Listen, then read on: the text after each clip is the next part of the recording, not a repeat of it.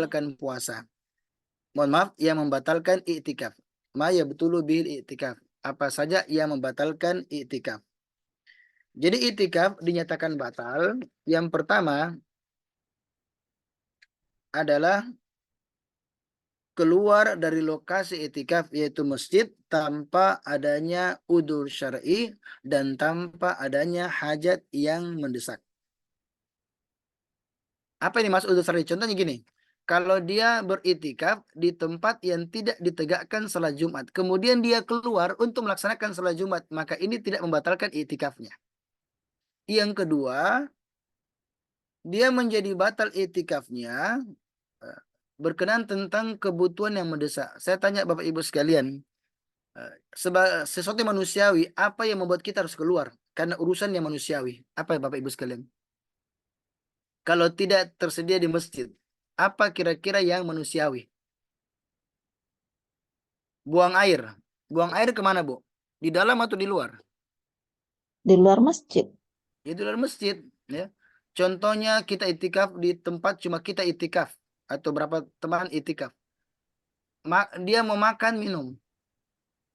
Ya. Dia mau sahur contohnya. Dan tidak tersedia di Masjid.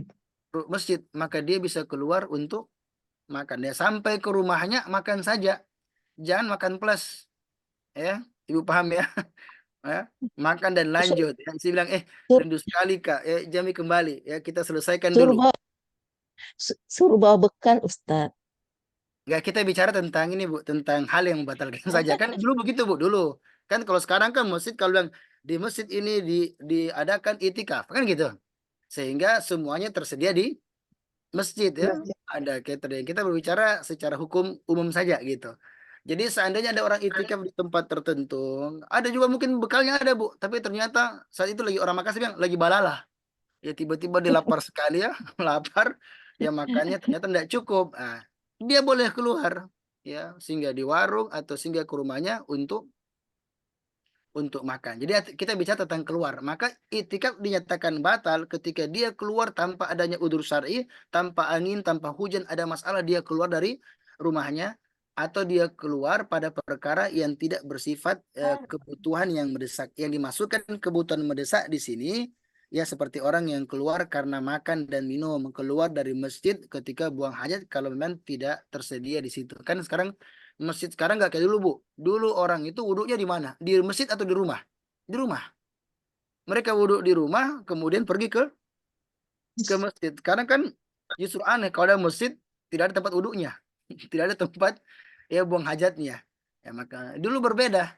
Nah, dulu itu ketika ada masjid, ada pun tempat buang hajatnya di mana? Bahkan sebagian tempat masih ada, Bu ya. Rumah kalau mau buang hajat cari alang-alang. Bagaimana Ustaz Rizal ya? Ya di kampung-kampung saya masih dapat itu ya. Ya, kita ada rumah, tapi kalau mau buang air, ya mencari tempat. Ya, makanya kenapa dalam Al-Quran kan dikatakan auja ahadum minkum minal goid. Goid. Goid itu tempat yang rendah. Ya, tempat yang rendah. Ya makan mutmainun ya. Tempat yang dianggap tenang, aman dari pandangan orang dan dia bentuknya menurun. Sehingga kata goid itu secara bahasa jadi kata goid. Goid itu tempat yang rendah, tempat yang tenang. Tenang dari pantauan mata orang. Nah, dulu begitu di tempat-tempat rendah itulah tempat orang buang hajat. Sekarang kan rata-rata sudah tersedia di ya rumah Allah Subhanahu wa taala. Maka intinya dia tidak boleh keluar. Kapan dia keluar tanpa adanya alasan syar'i yang kita masukkan tadi atau dia keluar pada kebutuhan yang tidak mendesak sebagaimana contoh yang tadi kita sebutkan kebutuhan manusiawi, maka pada saat itu ibadah itikafnya menjadi batal. Bukan batal pahalanya ya. Pahalanya tetap tetap ada. Yang batal itu iktikafnya. Jadi kalau nanti dia mau masuk dengan niat iktikaf yang baru. Ya, contohnya dia pulang ke rumah ya, ya tiba-tiba lihat istrinya, kemudian tak tertahankan, ya, sehingga ada yang harus dilepaskan. Berdosa? Ya tidak juga.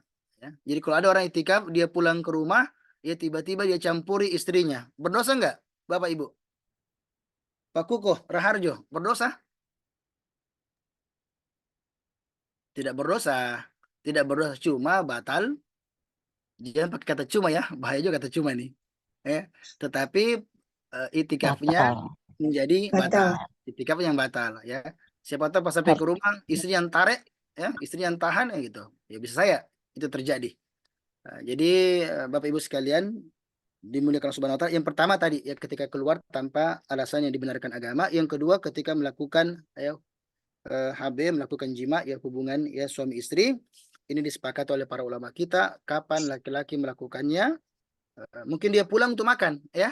Kan pulang untuk makan boleh tadi kita katakan. Pulang makan kalau nggak tersedia di masjid. Tapi ketika pulang ke rumahnya kemudian menggauli istrinya kembali ke tempat itikaf. Maka dia harus memulai dengan niat itikaf yang baru. Kalau dia pulang cuma makan kembali ke rumahnya maka tidak perlu itikaf niat baru. Karena itikaf yang sementara berjalan.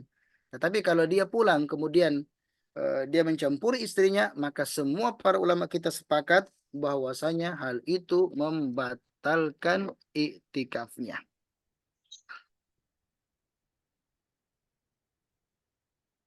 Kalau bermesraan bagaimana, Bu?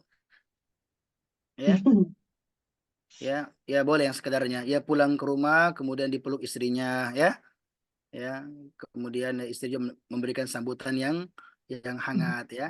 Yang penting jangan ditarik ke kamar, ya, itu intinya.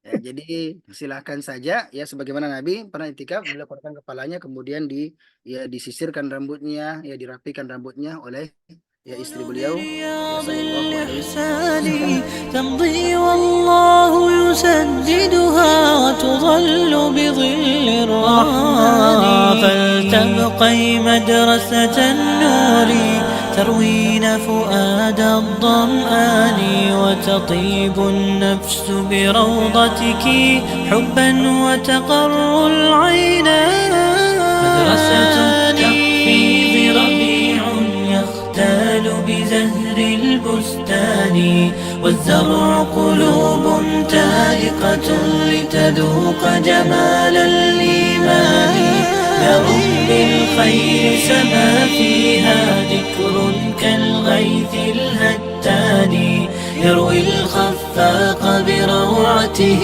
ويزيح ظلام